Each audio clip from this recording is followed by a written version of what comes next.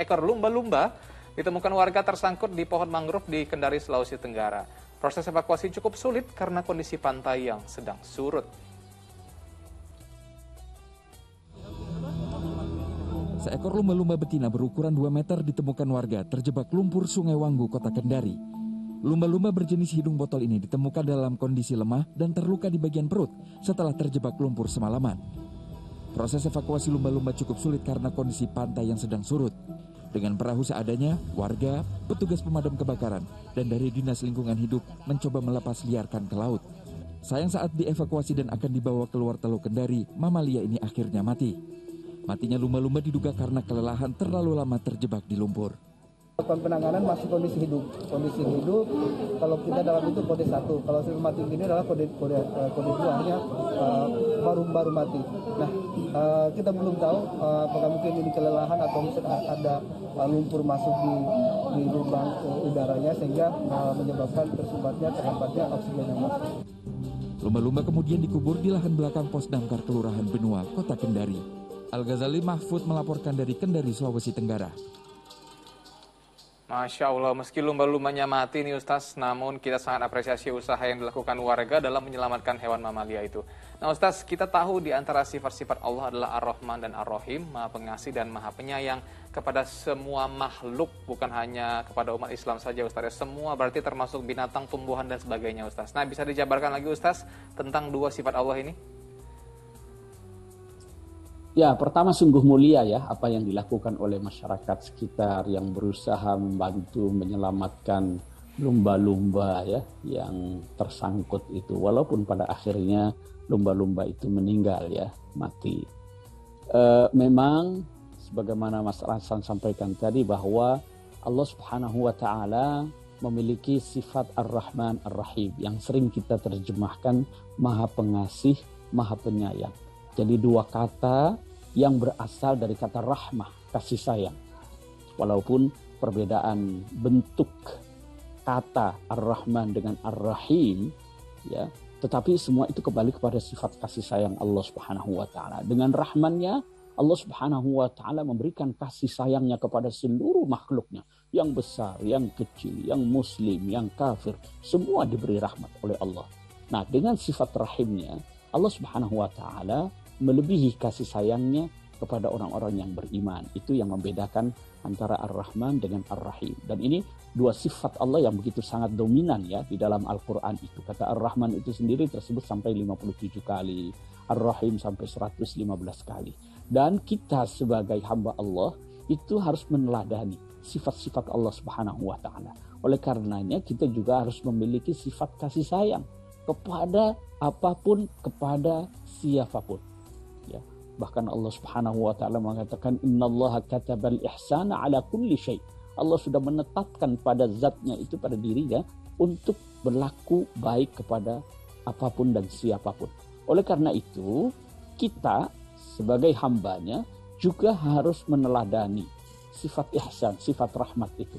Kita harus mengasihi sesama manusia, kita harus mengasihi kepada tumbuh-tumbuhan, binatang, bahkan lingkungan yang ada di sekeliling kita ya.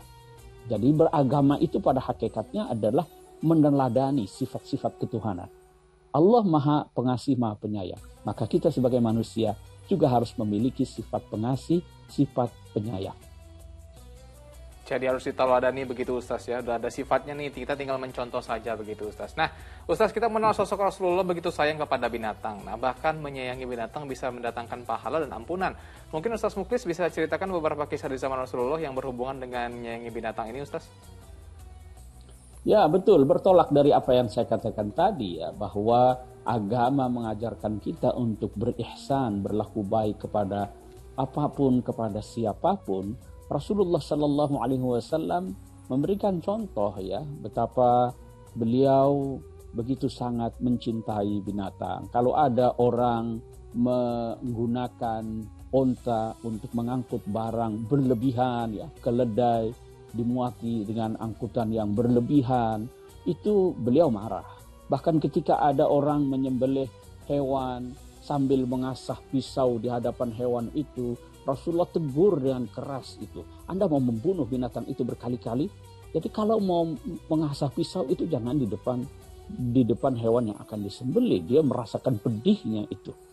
Kemudian ketika menjumpai seorang yang mengurung kucing, tidak diberi makan, itu dikatakan itu calon penghuni neraka itu.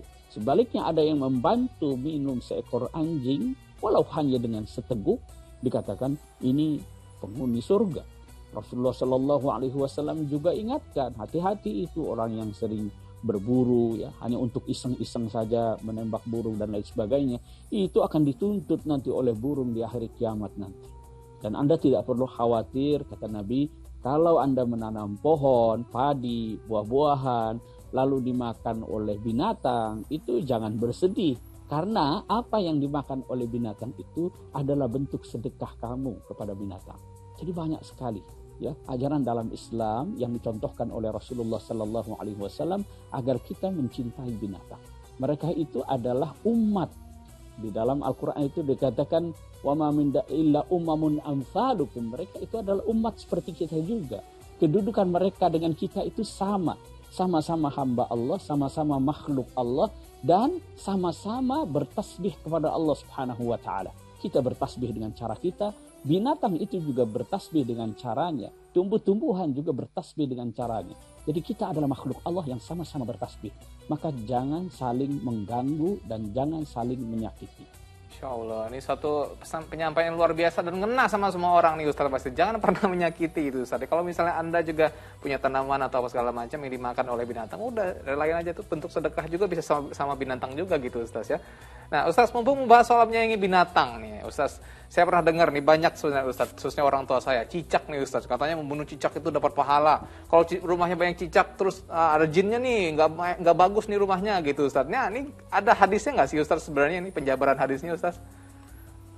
Ya, sempat viral itu ya beberapa waktu ya, lalu betul, di Ustaz. Media sosial itu. Saya juga mengikuti itu ya. Memang ada beberapa hadis-hadis Rasulullah Sallallahu Alaihi Wasallam, mulai dari yang sahih sampai yang dhaif ya, tentang keutamaan membunuh cicak ya. Jadi di situ difahami bahwa siapa yang membunuh cicak, bunuhan yang pertama itu akan mendatangkan pahala sekian, yang selanjutnya sekian ya. Itu memang ada dalam hadis-hadis yang sahih. Nah, yang perlu kita cermati di sini, di antara alasan yang dikemukakan dalam beberapa hadis itu adalah dulu katanya ketika Nabiullah Ibrahim alaihissalam dibakar oleh penguasa saat itu, Namrud ya, itu cicak katanya, al-wazag. Kalau dalam bahasa hadisnya itu al-wazag. Itu turut menghembuskan api itu ya, meniup-niupkan. Lantaran itulah maka dibunuh. Tapi kan kita nggak boleh juga ya menyakiti cicak binatang itu karena kesalahan kakeknya dulu itu kan nggak boleh itu ya. Nah, dalam menyikapi hadis-hadis ini kita perlu cermati ya. Pertama, kalau dari segi riwayatnya banyak yang sahih. Tetapi yang menjadi pertanyaan kita perlu tahu apa latar belakangnya itu Nabi menganjurkan, mengatakan seperti itu. Dalam memahami hadis itu kita harus tahu sabab wurudnya. Kita harus tahu latar belakangnya. Saya tidak tahu apakah al-wazag yang kita terjemahkan cicak yang dianjurkan untuk dibunuh oleh Rasulullah itu seperti cicak yang ada di rumah kita. Cicak itu kan jenisnya macam-macam ya. Kalau menurut para ahli itu ada ratusan jumlahnya. Saya tidak tahu yang diperintahkan oleh Nabi untuk dibunuh itu cicak yang jenis apa. Kalaupun itu benar, perintah itu pasti karena ada satu bahaya mungkin ya, ada madarat. Dan ini yang harus dibuktikan secara ilmiah, secara saintifik ya. Apakah ada penyakit yang membahayakan manusia sehingga memang harus dibunuh?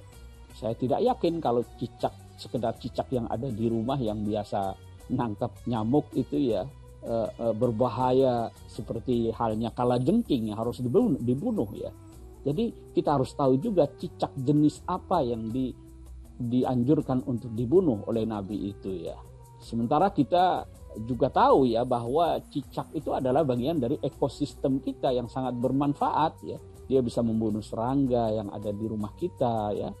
Sejauh belum ada penelitian ilmiah yang membuktikan bahaya cicak yang berlebihan bagi manusia, saya kira kita perlu berhati-hati juga menerapkan hadis tadi itu. Kita harus tahu itu jenis cicak seperti apa yang harus dibunuh ya.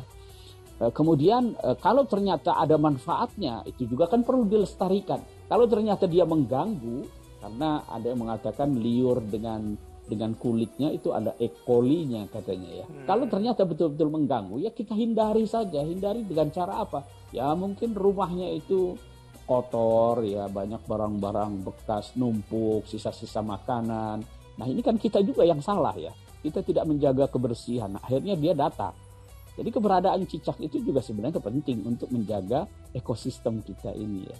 Nah ini mungkin banyak cicak di kantor sekarang ini berterima kasih pada Ustadz Muklis karena sudah diberitahu gitu. Sejak dibunuh saya kan nggak salah apa-apa gitu Ustadz. Dan memang belum ada penelitian ilmiahnya juga kalau cicak itu akan membawa apa gitu Ustadz. Jadi bisa dikondisikan di rumah Anda pemirsa, kalaupun banyak cicak di rumah ya nggak apa-apa asal tidak membahayakan gitu Ustadz. Jadi jangan dibunuhin gitu. Nah Ustadz, mumpung ada waktu nih saya terakhir pengen tanya Ustadz. Lagi galau nih saya Ustadz. Boleh nggak sih Ustadz sebenarnya umat Islam, saya khususnya, saya pengen melihara anjing Ustadz. Gimana Ustadz ya? Boleh. Boleh Ustadz, ada yang perlu ini nggak Ustadz? Ya, ada jenis anjing yang boleh dipelihara itu dengan tujuan menjaga rumah, itu boleh. Kemudian untuk menjaga kebun, kemudian untuk berburu, itu dibolehkan. Kalau untuk cuma senang-senang gitu boleh nggak Ustadz?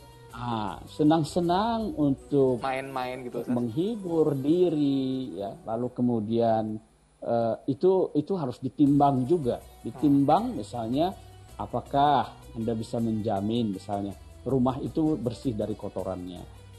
Sebab kalau kita tidak bisa menjamin itu, kita khawatir nanti tempat kita sujud, ya mungkin ada najisnya.